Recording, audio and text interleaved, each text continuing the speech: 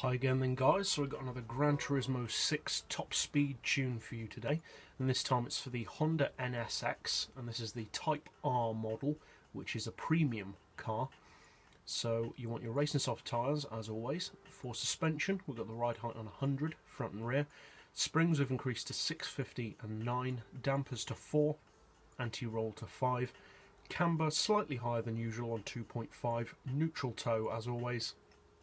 For the gearbox, we've got the highest possible auto setting. For the individual gears, we've got 2894 on the first, and then, well, just compare those to yours. It'll take too long to run through those numbers, but compare those to yours and set them as needed, and a final drive of 3.8 as you can see.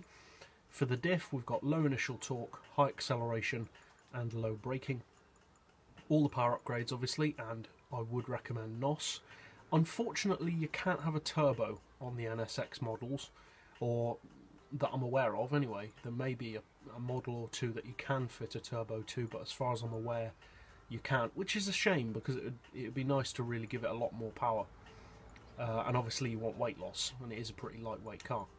Traction control is turned off, as always.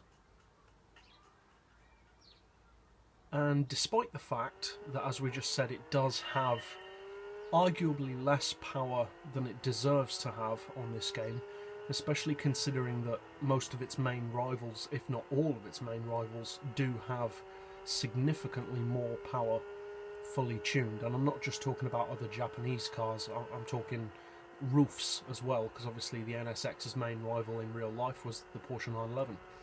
So even that model, even the more basic models of the roof lineup have significantly more power than this, unfortunately, it is a real shame, I think, because I would personally love to use the NSX a lot more than I currently do. Now, it's definitely not a slow car. It does have a very respectable cruising speed for its power. It cruises at 235 miles per hour with this particular gear setup, and as you can see, that's in 5th gear.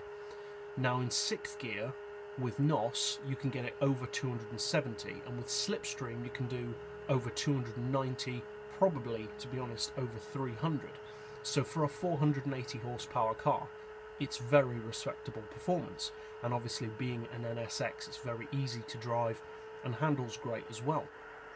But it's just a shame that you can't turbocharge it, really, because if you could, it would have, I think, a much better cruising speed on its own, because at the end of the day 235 is quick, but that is significantly slower than many of its rivals, such as the NSX, the Supra, the Skyline, etc, etc. That is a good 20 or 30 miles per hour or more slower than pretty much all of its rivals, which is a real shame. The only kind of cars that this is equal to would be stuff like the Mazda RX-8 or some of the Infiniti models, or some of the Subarus, that kind of thing, which is a shame because the NSX is far better than those cars and deserves to be far faster than those. There's no way a Subaru should have the same top speed as a Honda NSX. It's ridiculous. Whereas with a turbo, you'd be probably putting out 600 brake, if not more, and have a much better cruising speed, probably in the 260 region, if not more.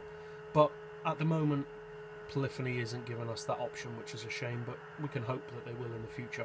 But regardless of that, it is still an excellent car, and for its power it does make a surprisingly good top speed racer, especially with draft.